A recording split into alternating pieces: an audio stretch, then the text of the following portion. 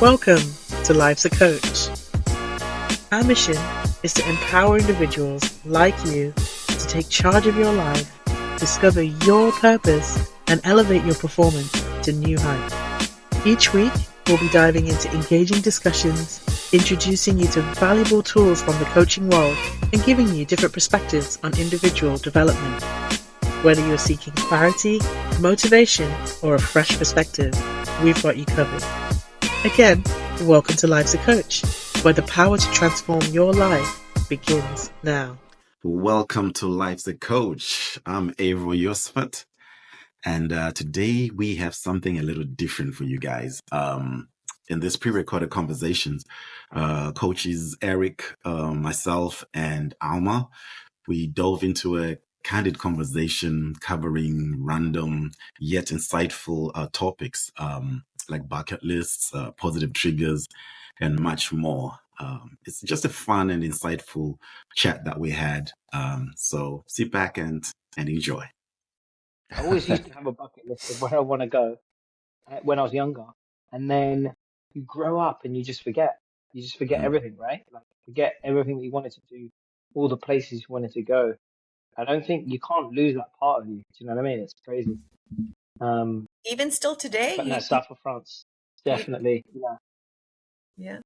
No, but Exactly. That's really interesting about the bucket list, because I can understand a bucket list for like countries and cities that you want to visit. But how about like the bucket list that we create of just living, like writing a book? That's a really common item on someone's bucket list. Do you have items like that on your bucket list that you forgot about? Definitely. I mean, to start with, there would be obviously experiences, but as I've grown, you kind of have these visions, right, of what you want your life to be like. And then from there, you obviously have certain things. Writing a book was never one for me. I guess like I'm doing it now, right? Like creating an online course, because I always felt doing something like that, like that could engage people and that was more interactive and things like that. Because at school, I never really enjoyed the kind of lecture based of classroom. So something that was just more interactive, fun, different, and people ways of helping people learn, you know. But no, I think you're right. Avril, any items on your bucket list? Well, firstly, how's my mic now, Alma? Yeah, you sound good. You look Better? good. You sound good. Yeah. Awesome. Hey. Bucket list. It's interesting. Funny thing is, I've always had a bit of an issue with that word, the bucket list. I tend to call it my adventure list. I like it. Yeah, because if I'm not mistaken, the bucket list is a list of things you want to do before you kick the bucket, right? Oh, is that where it comes from? Yeah. No wonder I don't know why they call it that. I think it's dumb. Okay. I didn't know that's what it was. Yeah, it's like before you kick the bucket, what do you want to do? So I'm like, nah, I'll call mine an adventure list. I love it. As much as I've been privileged to travel a lot in my lifetime, there's still some major countries and cities that I feel like they're still on my list. Like I wanna visit those. So yeah, for me it's more just I feel like the more I've grown older, I've been more about the experience rather than possessions, if that makes sense. So instead of buying stuff and possessing stuff, I want to experience stuff. So I find myself wanting to travel to different places, just being in a different city, different country, just experiencing something new. So on my adventure list, I still have I think it's more travel that I have and experiencing other cultures and things like that. That's where I'm at. I mean, I've got a list of goals of things, obviously the projects we're working on and things like that. But I can't say they were things that were on my list of things to do that I want to do in life kind of thing.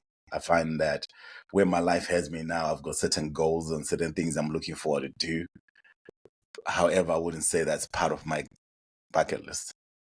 Oh, but that's what I would refer as part of your bucket list. Like Bucket once an list. idea comes into um, existence, who knows how, Mhm. whether it's, you went to school, or maybe you took like a weekend course once when you were 24 and you never did anything with the skills you learned. It was just for fun. But, Ooh, you think I, I can't end my life without at least flexing my muscles in this area that I learned, for example. gotcha, Or like gotcha. you're on this route and you're like, now I have new things that I want to do. So now they're in existence. So there's no way you can end your life without accomplishing Those things, all of yeah. these created ideas. I mean, like that. And Yeah. they accumulate in our lifetime. Oh, for And sure, it doesn't for sure. matter. I think at the end, it's not like whether or not you have the end result that you Mhm. want, because I don't want to say succeed or fail because I don't really believe in failure. But just to like have done it. Mhm. Does that make sense? Yeah, Yeah. totally, totally, It's like, I don't know. totally. How do we know? And I think you basically just answered the question with success and failure, but how do we know the ideas? And I'm talking goals or things on our adventure slash bucket list. How do we know the ones that are worth pursuing and the ones that should stay in the bucket? Or what is a framework to decide, okay, I'll take action on this, because we know, right, there are often things that perhaps come to us and we feel it's a really good idea for about an hour or even a day, and then tomorrow we wake up and no, that wasn't such a good idea. Do you know what I mean? Just for our listeners, because I think the idea of taking action is obviously, I think, very important for self-development and growth, but also understanding how to say no as well, and understanding um, when perhaps it's not a good idea to take action. Oh, well, Jay, I don't know if you saw Jay Shetty's quote today. Sorry, Almar, no, please. but he he basically said one of his favorite quotes is, many doors will open in your life, right? Open every door that you can, and let the ones that close, but keep walking through the ones that stay open. So I don't know if that frames it It a kind little of bit. does, but you just you answered it because, or you actually you have me pose the question. If you thought of something today and tomorrow you're like, no, that's a bad idea, I think the first question to ask is, why is it a bad idea? Like, is it because you're afraid? And a lot of times that's the Mm. answer. We're like, no, because we're afraid. And Jay's quote means that even though you're afraid, he still opened the door. What you're saying, Absolutely. the na in the morning is not even opening the door. True that. I Some also wisdom think there. that I also think that you also know sometimes if it's like feels something that's you're passionate about. Like you're like, man, like okay, I've been wanting to travel to Jamaica and Japan since my early 20s, mid 20s. You know what I'm saying? And now I'm in my 40s, and I'm still like, oh, that's still on my list of places to go. You know, so it's not like I woke up and like, yeah, I'm feeling it. Then the next day, like, nah, I'm not. It's something that I know is gonna happen. It's on the list, kind of thing. So I feel like it's and even like for example, for a while before I got into comedy, for a while I had that too. You wake up. When I was in England, when I used to live in England, that's when I fell in love with stand-up comedy. Prior to that, my family has been involved in music, so I used to do a lot of music, right? But I fell in love with comedy just watching comedians, the British comedians, American comedians, and it's something that I just felt at one point, you know what, I would want to do that. I would love to do that, right? Then with where my life was and my circumstances in my life, it just didn't feel like it was possible, feasible at that time. But I never shook it off. It's something that I felt like I wanted to do, and I'm going to do at some point, you know. And just before I moved out here to the States, I had an opportunity to do, it was something like, you know how you go British Got Talent kind of thing, or America's Got Talent. I used to live in Maidstone in Kent, and they had this thing called Maidstone's Got Talent. So in that community, people used to know me for, sorry, I'm going a little bit deep with it and getting to the point in a sec. People used to know me for doing music. I used to do music in the community, going to schools and performing that. So they knew me for music. And it was quite an interesting thing because we're supposed to recite, or actually for the producers, they wanted to see your act before you go on stage. Like the day before you come, you practice. They know you're gonna be in time. You start on time. You finish your act. You know, that kind of thing with the rehearsals. And for some reason, it didn't happen with me. So I got on stage, and when I usually used to do music, people used to know that in between songs or before I start, I kind of like have that crowd interaction. I say something funny, I hype the people up, that kind of stuff. So people were kind of used to me doing that. But then that day, I go on stage. Then I start telling my jokes. I'd written a set for about 5-6 minutes set of comedy, right? And you could tell like the first like 30-40 seconds I'm just saying these jokes. People are like ha ha ha ha, they're laughing, but you could tell they're still expecting Avril to come then get into song. You know what I'm saying? Then come the end of the first minute, it was so funny watching the crowd start realizing like, wait, he's not singing today. He's just telling jokes. It was just the funniest thing. It was the funniest thing. But anyway, I meant to say that I had an opportunity to do that in the UK before I moved over, and that just sparked something in me.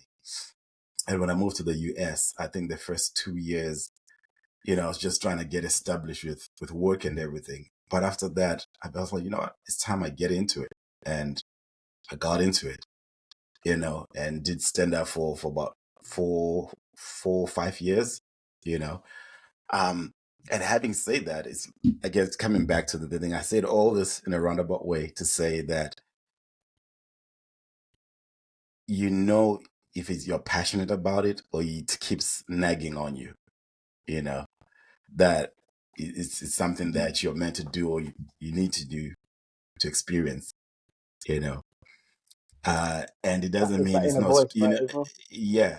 And even coming back to Almar's point of fear, yeah, it's the stage fright. I mean, I've been a musician. I'd done tours in South Africa. I'd done tours on stage music wise, but going on stage and doing comedy was a whole different thing, you know. And so it comes up with its own different fears I'd never felt, or, you know. So, but through that Did the fear, fear, if did you, it ever go away, your the, fear? I don't know about going away, but it's one of those things that whenever I go on stage, I'm always nervous. There always comes a point somewhere where it doesn't matter how good I am, a public speaker. Every now and again, you go on stage, you feel something. But the funny thing, speaking of anxiety and fears, is that for me, I got this thing. This is so interesting. So I was, like I said, I was part of a band before, and we used to go touring in the UK, South Africa, and all this stuff. Whenever we practice or we got a gig coming up, right? I'm never, and I've noticed this happens too with stand-up comedy.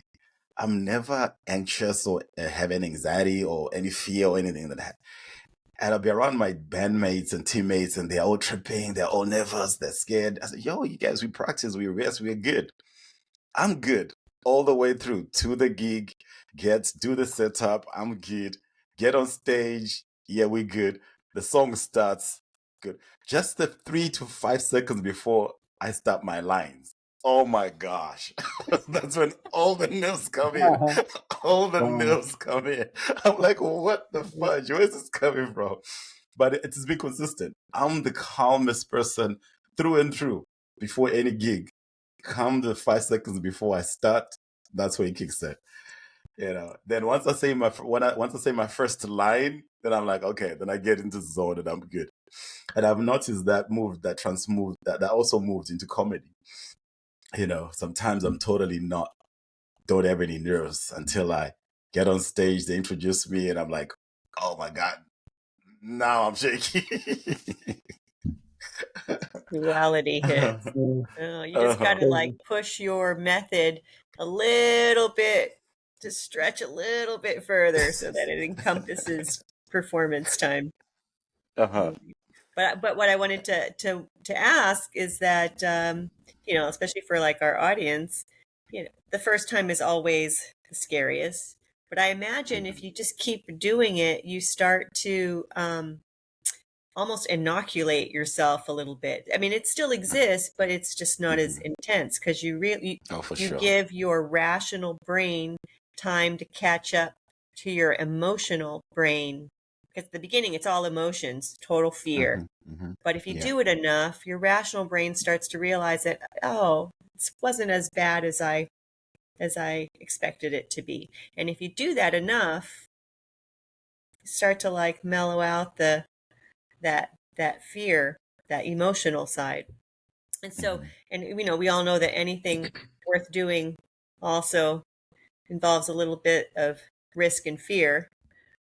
Maybe not like serious risk, but risk to feeling uncomfortable, for example. But it's mostly all in our head, right? Until we get there. And if we just, as coaches, we always say one little step at a time.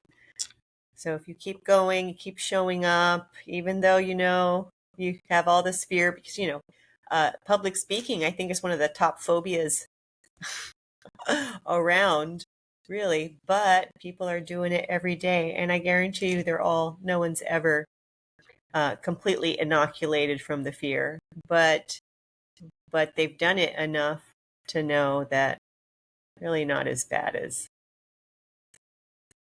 you anticipated.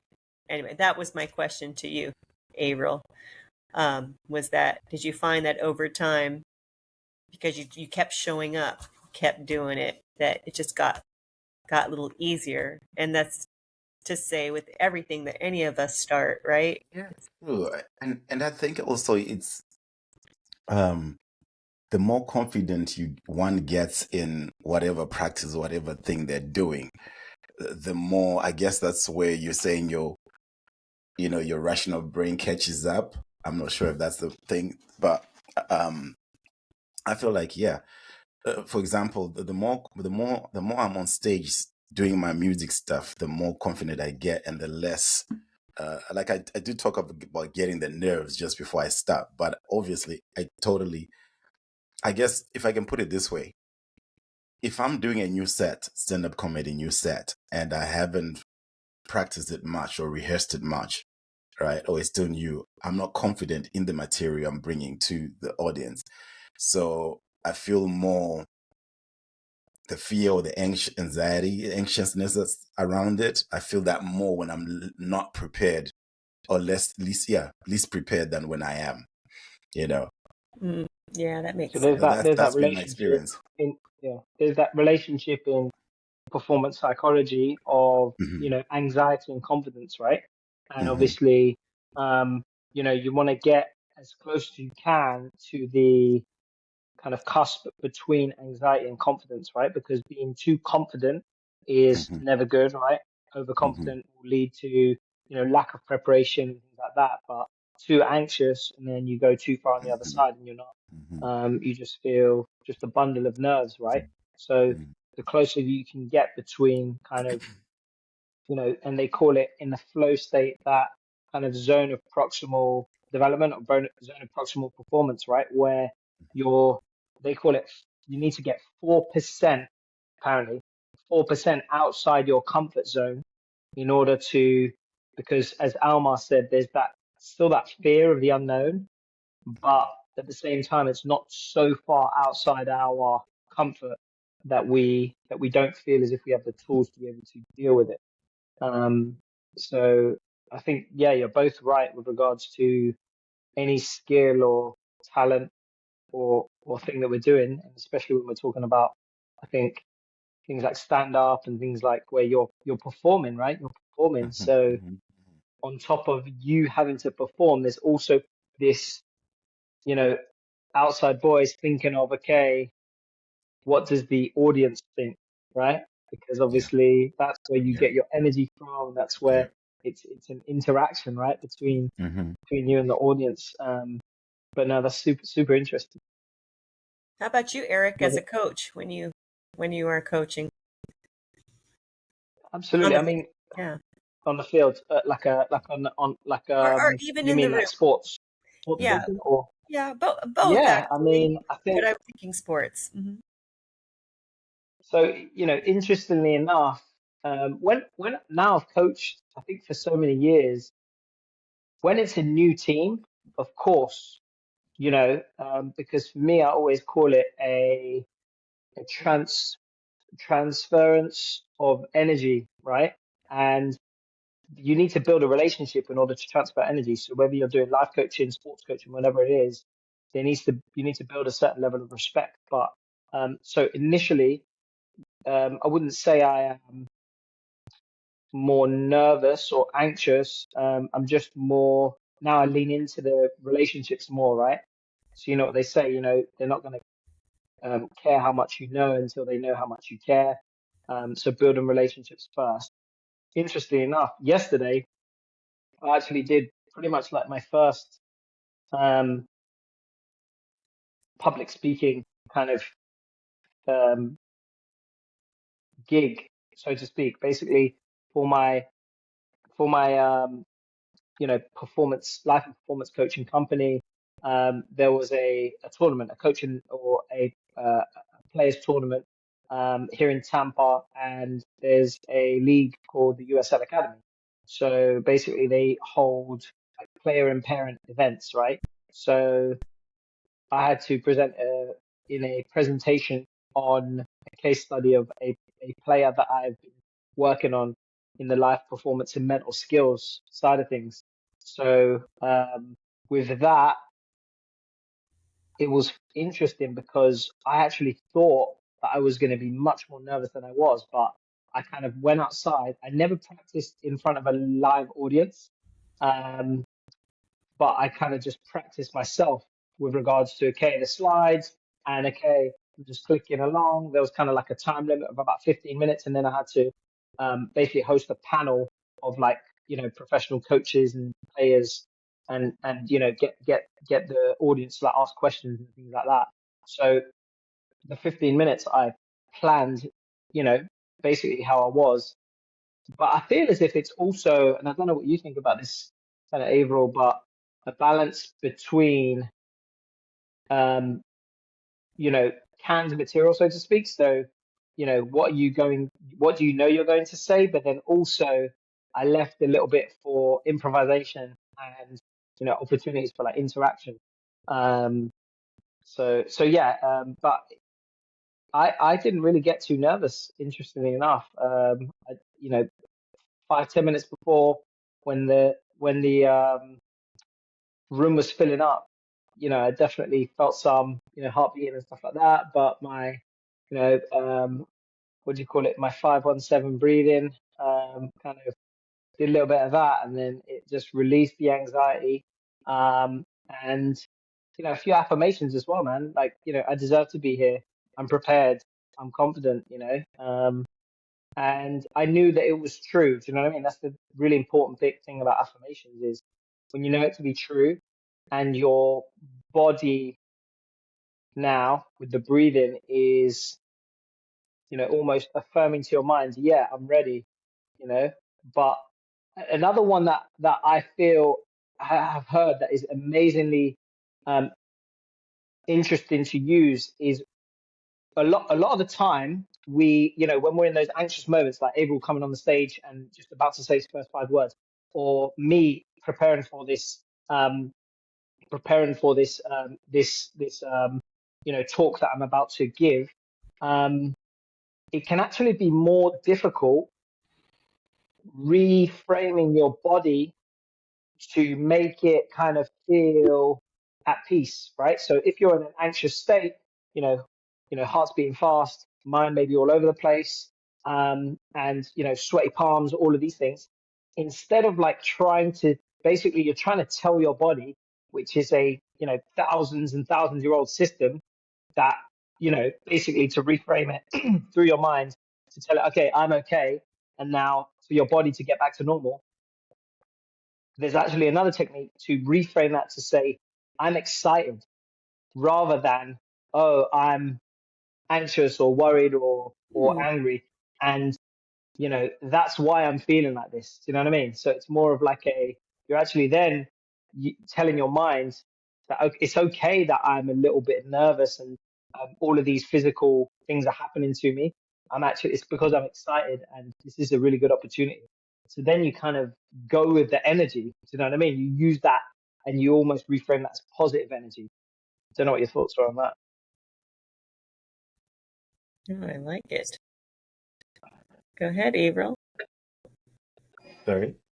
No. No, I've heard some studies or an idea around that something along those.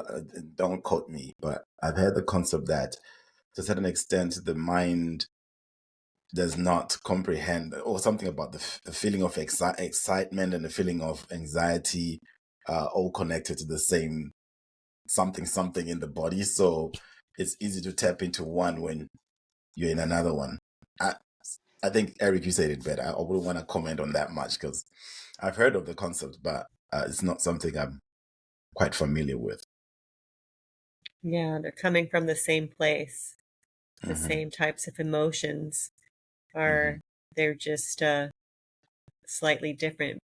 And on the same vein, I've also heard that the mind doesn't differentiate between positive and negative. Just whatever emotion that you're claiming. And I also had heard that the mind doesn't know if you're joking or lying or telling the truth. It just takes all the information as you give it. So it's not so if you tell it, even though you're terrified, that I'm not afraid, I feel a lot of courage, your brain believes it, and then your body believes it.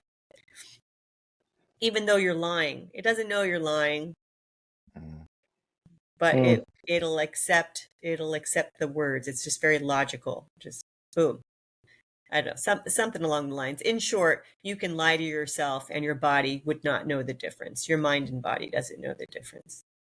So if you tell yourself, I'm excited, then okay, you're right. Then the body believes you are excited. But if you tell yourself that you are frightened to death, then yeah, it'll believe that too. So anyway, I thought Isn't that there was the old adage that, your thoughts follow your emotions, which follow your behaviors, right? So right. if we can think, just like cognitive behavioral therapy, right? If we can reframe the constricting thought, the thought that is holding us back, and we can, as you say, fake it till you make it initially, until you believe it, then you can now really reframe those feelings behind the thoughts, right? Because any feeling comes from an underlying thought. That's what we do as life coaches, right? Is we try to tap into, okay, how are you feeling and why are you feeling that way, right? And usually it's not the first thing that comes to your mind. You need to dig 2, 3, 4, 5, sometimes layers deeper as to, okay, this is really why I'm feeling what I'm feeling, because if this thing happened and my thoughts of this is that. So there, perhaps you try to challenge those thoughts. So I love the way that you put that, Almar, that you can fake it till you make it, and then really that can change the way you feel about a certain thing. So totally Things agree. neuroplasticity, right? So, Absolutely. Alma, you're talking about, you know, tricking the mind to think something, right? My question, you're talking about the mind can tell the body stuff. Can the body tell the mind something? Well, the body, it gets direct signals from the mind, from your thoughts, from your feelings. That's why, there's that whole idea that you can heal the body from your mind. And a lot of times, illness manifests in the body from our thoughts. But the other way around, I mean, if I fall and on my knee, yeah, but is it my body telling me that I'm hurt, or is my brain telling me that I'm hurt? That is the question I'm asking. Yeah, I'd like to, from my understanding, I'd like to say it's the mind. Gotcha. No, I mean, okay, just to share where the thought was coming from. I was like, Mhm. I was hearing you talk about how the mind can communicate something to the body, and then the body believes that this is what's going on. And I was thinking, okay, in that case, where do triggers come from? Because if I'm in a situation and I'm telling myself, no, I'm good. It's like from the example you guys were saying is that, okay, I may be in a situation that feels like, oh my God, this is a scary situation. But then let's say, for example, let's give an example. Let's say we're doing public speaking, right? And everything in your body is telling you, oh my God, this is scary, right? And from what you guys have shared, you're talking about how your mind can then, you can trick your mind to saying, no, this space is safe, and hence your body is now being told this space is safe, right? Mhm. So my question is like, but so where do triggers come from then? Because isn't a trigger where the body sometimes actually is reacting to something that's not presently in that moment, but maybe something from the past? Yeah, and it's still a part of you. There's, a lot of like phobias and dysfunctions, maybe, a trigger. Hmm. I'm not sure if it's your definition of trigger, comes from a place that is always trying to keep us safe, to like protect us. Hmm. And they're still there until you get your subconscious mind, who's protecting you, and your conscious mind to kind of negotiate with each other to allow the change, or like the release of the phobia or the trigger, while continuing to keep you safe, because it's doing something. You're getting something out of keeping that trigger or that fear or that phobia. There's, and usually it's what? Protection, right? We're trying to keep ourselves safe. So that trigger, I suppose, just needs to be trigger. I'm assuming like um, a fear, or I'm not exactly sure what your definition is, but that I believe that we can release those fears, triggers, phobias in steps. It is just getting our subconscious mind and our conscious mind to come into agreement and see how they can continue to keep you safe, or keep giving you all the good feelings that you feel by keeping you safe. Or, with these, because there's something in the trigger that's keeping you safe, while enabling you to, because you probably don't need them anymore, right? There's a lot of, we discussed last week, we evolve and we change, and we have to let ourselves catch up. And a lot of these triggers and phobias, whatever it is, no longer serve you, but your body doesn't know that. So there needs to be a little bit of reprogramming so that you can catch up and let them go. Because ultimately, we are meant to be our best self without fears and hang-ups and triggers, but it takes time. It takes time. I don't know. Does that make sense? Did I answer your question? Or no? Did I just cause I more think so. confusion? That makes a lot of sense. No, I agree with you, Almar, and I think like I love that question.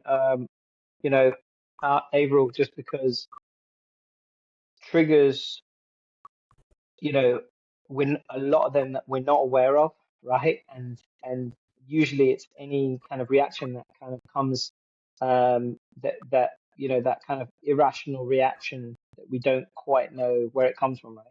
So first of all, tapping in and becoming aware of your triggers, right? When someone says a certain word or phrase, or if it's traffic, we all have our own triggers.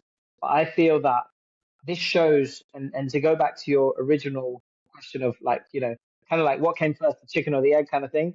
Is it mind or is it body? Like, who's in charge? I would say that it's flawed to think that they're two separate entities. And I would say that it's just one intertwined kind of system that kind of, as Almar was talking about, I like to call it of the conscious and unconscious, right? Where triggers is the perfect example of that, where, you know, there's so many examples of that mind body connection, right? Like, stress, we spoke about it already, stress and anxiety, right? Our body kind of tensing up and our heart rate going, um, without our mind even realizing, right? And then because we feel that, we realize, oh, I'm stressed. That's our mind trying to rationalize what we're feeling in a moment, right? So, exercise as well, right? Doing something physical, um, we may, oftentimes I feel terrible before exercise and don't want to do it. And you're like, oh, I'm tired and all this. When you do it and you get through that, the endorphins, the dopamine, the chemical reaction that takes place in your mind, they say, scientists say if they could create a pill that does what exercise does, that would be the end of the pharmaceutical industry, because that would just be the only thing that anyone ever took, right?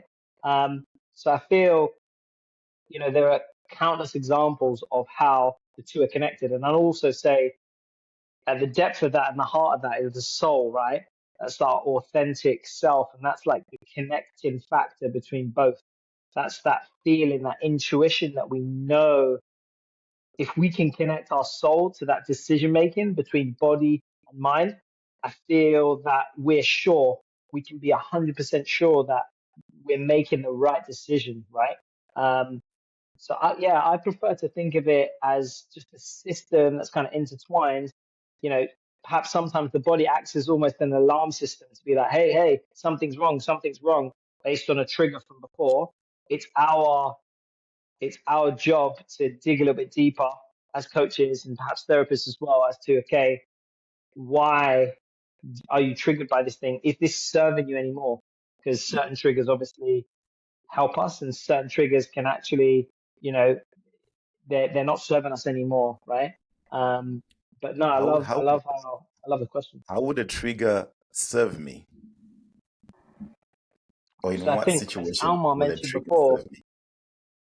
As Almar mentioned before, I feel that a trigger might be there to protect us, or they all are there to protect us, right?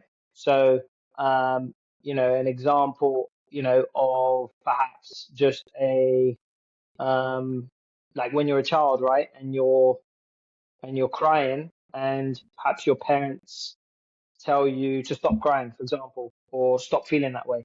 That may bring out a negative trigger in men, for example, that it's wrong to cry, right? Or when I feel, when I feel in a negative way, I shouldn't express my emotions, right? So that would be an example of a negative trigger. But I guess an example of a positive trigger. Good question. Hmm. I It's guess it still depends. protecting us, I think, right? Do you have Go a on, Alan. trigger in mind? No, I'm wondering if Avril has a trigger in mind. I mean, like, I understand, you know, um, I see triggers around me and I'm like, oh, that's triggering me. For me, it just signals that I need to look at this and work on it and let it go.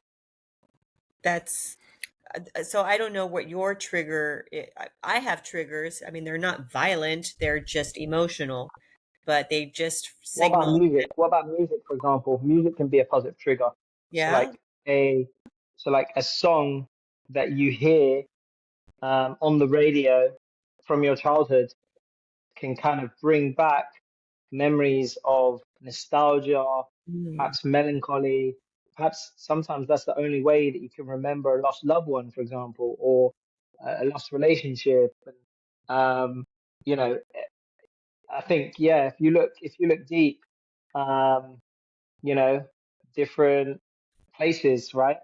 Places that we see and go to can sometimes, again, and I think, again, positive and negative is very black and white, right? To Jay's old story of the man and the horse, right? Right now, um, it may bring back what we frame as negative feelings, but in the grand scale of things, right? Um, you know, any loss, any loss that we have is based off of something that we once had that was beautiful, right?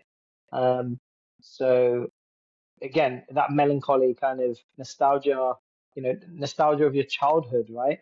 Of, hey, like, I feel as if I'm more wealthy or whatever you want to call it now, but when I hear music from my childhood, that brings back unbelievable memories that, you can't put into like a little jar and just keep forever, right? So I think that's a wonderful way for the body and the mind to kind of almost trigger us to be like, oh, like, do you remember this time? I think it's great. Yeah. Interesting. Yeah. Thanks for saying that, actually, because the context that I've known the word trigger in, a lot of it has been associated with quote unquote negative emotions. Right. Mm. So you bring in the element of like, no, even you can have a song trigger a memory or trigger a feeling. I was like, oh yeah, that's true. Yeah, that happens too.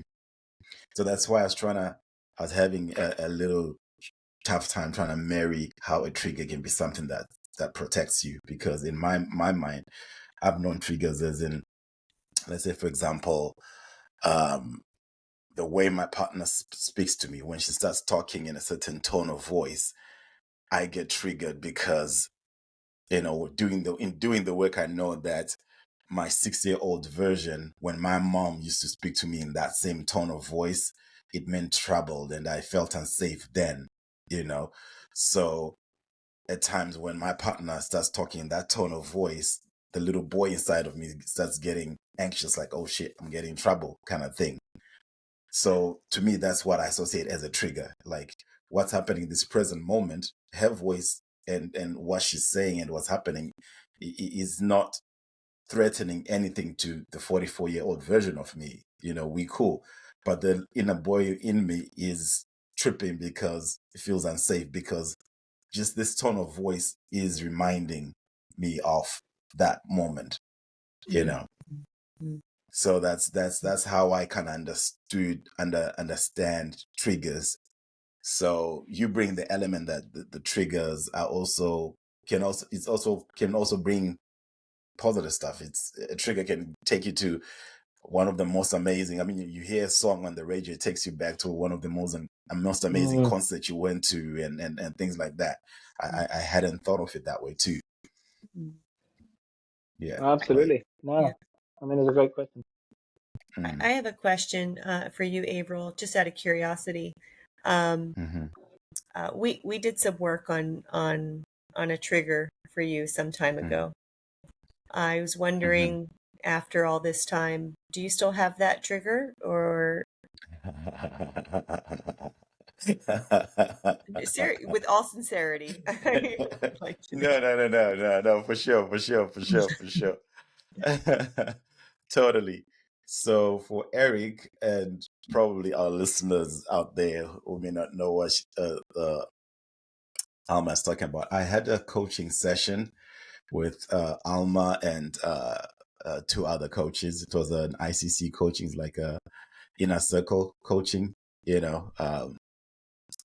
And in that session, Alma brought in some of her hypnotherapy tools in the session, and there's something that I was triggered about in relation to my daughter's mom, my ex-wife, and she walked me through this process with that. And since then, it's I've never felt that, like, what was it? Let me just put the specifics out there. Just before we separated, my ex-wife and I, this is years ago, we had this fight, and in that fight, she said something and did something that got me scared of her. All right. And I didn't realize that stuck with me. So at times when she used to speak to me in a certain way, even now, this is years later, right? We're raising a kid together. Whenever I think of her or feel that, those feelings come up, and it's like that trigger comes up. So in the session that I was with Alma, she used this technique. I don't even know how to. She'd probably be best to describe what she did, but it took me back to that moment and changed the way I perceived that situation, to the point that even the feelings associated with it, I don't have anymore. So I can now be in the same space with my daughter's mom, and if we have a certain type of conversation, I'm not triggered anymore the way I used to. So to answer your question, Alma, no, I'm not triggered anymore. So thank you. I'd forgotten about it. I'd forgotten And you about it, even but yeah, forgot thank about you. it. That's Yeah, perfect. yeah. Great, great, great. That's That really makes cool. me That's happy. really cool. Mm-hmm. And it took like what, all of 5 minutes? That's fantastic. I want to sign Mm-hmm. up for one of those, Omar. Let me know. It's I think we fast. can all relate, right? We can all relate to um, absolutely. Yeah. There's something I think called EMDR as well. That is like something, like the tap in. Uh-huh. Oh yeah. Um, that does something, I don't know, similar. I don't know. I think I've heard that, like, taps into those, exactly that, taking you to the moment, taking you to that vision. And then I definitely couldn't go into it. But maybe Alma, why don't you kind of go into exactly, first of all, what you're doing there, and then perhaps what is, from a mental, physical, spiritual side, what is going on there? Uh, well, you're essentially, like in a nutshell, just getting your subconscious, which is the master of your universe, to like to change your reality, change your conscious mind, which is running, speaking right now. And so yeah, you're just it's reprogramming. That's all. It's tapping in, reprogramming, and that's it. So sounds so simple, but Yeah, and it is. there it How is. it's done, I can't tell you how it's done, but I can tell you that it works. It's just like Mm. I don't know how to make my heart beat, and I don't know how to make my hair grow, and I don't know What, what it does yeah. it. What I mean, yeah. No, what I You, mean is, like, what we spoke about previously about, like, alpha waves, like, and things like that. We need to be at a certain level of awareness, as you said, and certain right, consciousness to tap into that right. unconsciousness. So So you it's could do it. it is true. Yeah. I brought Avril to a more alpha state of mind. I try to get his conscious mind out of the way so he can just work on his uh, subconscious and have the subconscious do the work. It And was that's what amazing all though. hypnotherapy is. It's just getting your conscious mind out of the way because it's just it's an attention seeker, just wants to get in the way. And let's talk to the real master, which is your subconscious. That's pretty much all it. And the subconscious, like I just said, does everything. Pretty interesting. Yeah. I still don't get it, but I just know it was amazing. Yeah, I can't tell you why I've done a lot of work. I've done a lot of work, like inner child work, shadow work. I've done all sorts of spiritual stuff with plant medicine and what have you. But that for me, I was like, holy fudge, what did you just do to me, Alma? It's like it literally was I'm gone. telling you, it yields Yeah, magical I results in appreciate. like a fraction of the time. It's going to put us all out of business. No, I'm just All right. kidding. Anyway, All right. As we wrap up, any last words, final words? no, I don't know. This was kind of a Anything free and everything we've wrap, discussed huh? about. Yeah. What did we discuss I would today? say take some time. I know, right? I guess we started with Bucket list slash what did we adventure start? list. Bucket list. Oh, that's Bucket right, list. That's it. list. Uh-huh. Absolutely. Then we went to anxiety, being anxious and tricking the Right. We brain, didn't the pull the mind, and the fear. body. Mm. Yeah, just a little, This has just been one of a those just little like going with the meandering, flow kind of podcast today. Yeah, exactly. little Went meandering. everywhere and anywhere. hmm Well, I'm sure our listeners got something out of today, as I have. Absolutely. All right, then. Thank you for listening and watching Life's a Coach. I've been Avril Yosfat with Alma and Eric. Yeah. All right, till the next time. Thanks, guys. See you later, guys. Thank you for joining us on today's episode of Life's a Coach, where our conversations aim to empower and support your personal growth. Until next time, remember that personal development is ongoing, so keep exploring, keep learning, and keep living a life that aligns with your true purpose.